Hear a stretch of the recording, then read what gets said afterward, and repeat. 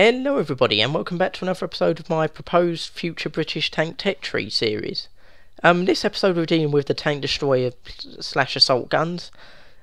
Before I get started, I know the Sherman Firefly was not a tank destroyer or an assault gun.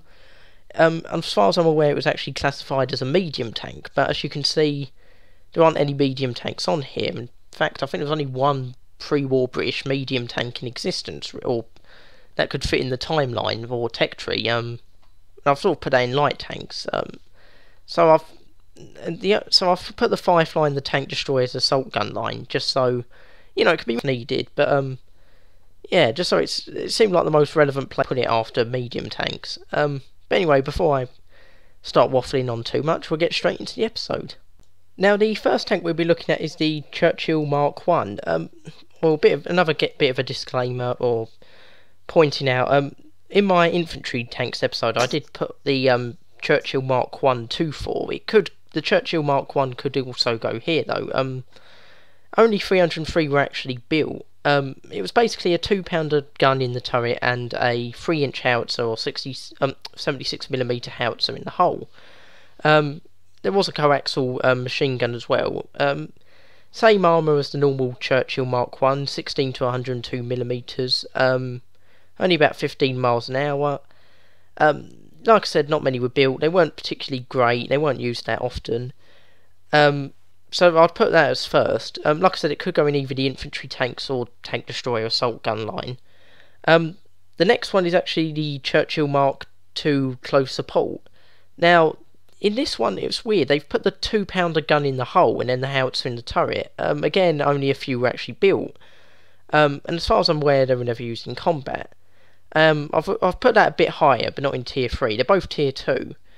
But basically, because obviously with the howitzer being, I assume, the main weapon, it's probably going to be better in the turret, so that probably means it should be above the 76mm howitzer in the hull version of the Churchill.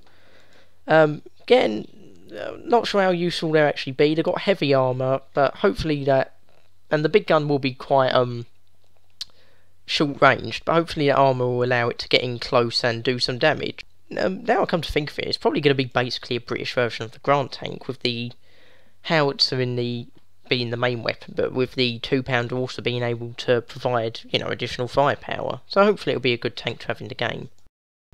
Now the next tank destroyer, the Archer, is quite unusual in that the gun is actually pointed backwards, allowing you to do ambushes and still be pointing the right way to make a quick retreat. Now the armour is 14 to 60mm, which is okay. I don't know how that works. I don't know if the frontal armour is counted as like where the gun's pointing backwards, or if it counts as the front where the gun's like the rear of the gun. I'm not sure how that works actually. I'll have to look that up a bit if I can. It was armed with the 17-pounder. So already quite a powerful gun, and it had a secondary armament of a Bren machine gun. It could do speeds of about 20 miles an hour on road. It doesn't say what it is cross country.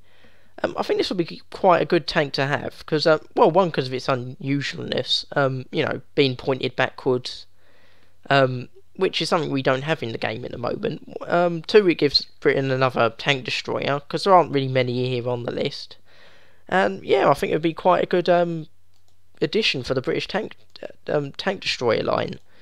I've put it tier 3 because it's got that 17-pounder gun, but where in tier 3 it would go, because I don't know. Would be quite good as an ambusher, like I said, because of the gun. I think it would be quite a good unusual tank to have in the game.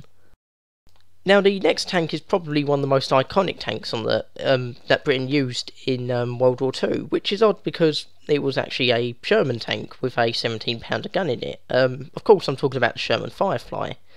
Other attempts have been made to get 17-pounder guns into other British tanks, such as the Challenger, but the Sherman was the first one they managed to get a successful fighting vehicle out of the conversion efforts. Unfortunately, most of my books don't particularly list the Sherman Firefly in them for some reason. I don't know why. But I'm assuming it's going to be quite similar to the Sherman, the normal Sherman that we've got in game already. So I'm guessing the speed would be the same as the normal Sherman, 29 miles per hour maximum road speed. There was a bit of confusion with the armour last time, but I've got listed here in my book between 15 and 76mm for the normal Sherman. Like I said, there was a bit of confusion with the Sherman in game. I have to check what the armour is there. But obviously we need this tank in the game because, like I said, it's one of the most iconic tanks Britain used, even though it was technically an American tank with a British gun. It did very well. It would provide Britain with some extra firepower in the upper tiers. I've put it about low tier 4, high tier 3, somewhere like that.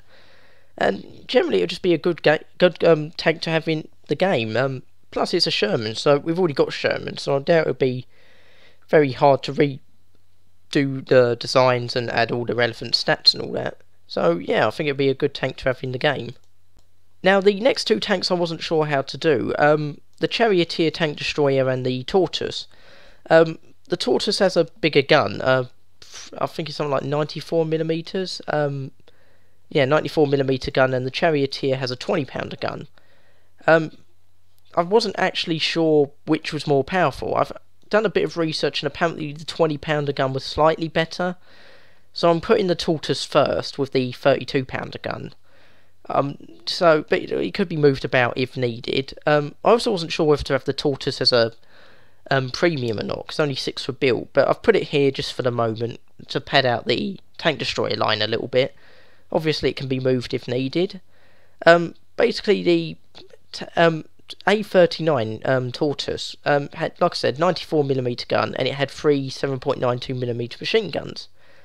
Now the armour was extremely thick, 178 to 228mm, and 33mm on the top, so even there it's quite heavily armoured. Unfortunately, only 12 miles per hour on road and 4 miles per hour off road. You probably just in the trailer it was carried on. It is a very big tank. But like I said, these were only 6 were made. They were kind of made obsolete by advances in gun technology and guided missiles and all that, but I think it would be a very good tank to have in the higher tiers. One, because it's unusual, and two, it's just such a big tank. I think it would be good for the British to have in the higher tiers, where they haven't got that many tanks in the higher tier at the moment. Centurions, Carnarvons, and maybe the Conqueror. So hopefully this would help pad out tier 5 a little bit, and I think it would be a good tank to have in the game. Now the next tank we're looking at is the Charioteer Tank Destroyer. It's basically a Cromwell tank with a 20-pounder or 84mm gun in it. Now again, my books don't have much information on it, unfortunately. I assume it's going to have similar armour to the Cromwell, 76mm, and about speed of 40 miles per hour. So assuming it's going to be, quite similar to the Cromwell in that respect. Like I said, it's basically a Cromwell with a bigger gun, and apparently the 20-pounder was better than the 32-pounder. Again, I'm not a massive gun expert, and it was hard to find information, but I've heard it could penetrate up to something like 210mm of armour. So that would be quite powerful at the higher tiers, hopefully. And again, I think it would be a good addition for Britain to have. Might be a bit lightly armoured for the higher tiers, but quite fast, good gun. I think it would generally be a good tank to have in the game. Now, that was actually quite a bit shorter than usual, that episode. Only about 10 minutes, I think this whole episode will be, in the end. Like I said, there isn't that many tank destroyers or assault guns, and like I said, some of these probably aren't meant to be in the tank destroyer line, like the Sherman Firefly, and the Tortoise could be a premium, possibly, but I think they'd all be good additions for the game. Like I said, not many tank destroyers for Britain, so the more they can get, the better. Next episode I'll deal with the self-propelled anti-aircraft guns, and then I'll do the premiums, and that'll be all of the British done. I'll probably do the Japanese after that, then the Italians and the French. But anyway, thank you for watching. Hope you enjoyed the video. Leave a like if you liked it. Subscribe if you like these sorts of videos.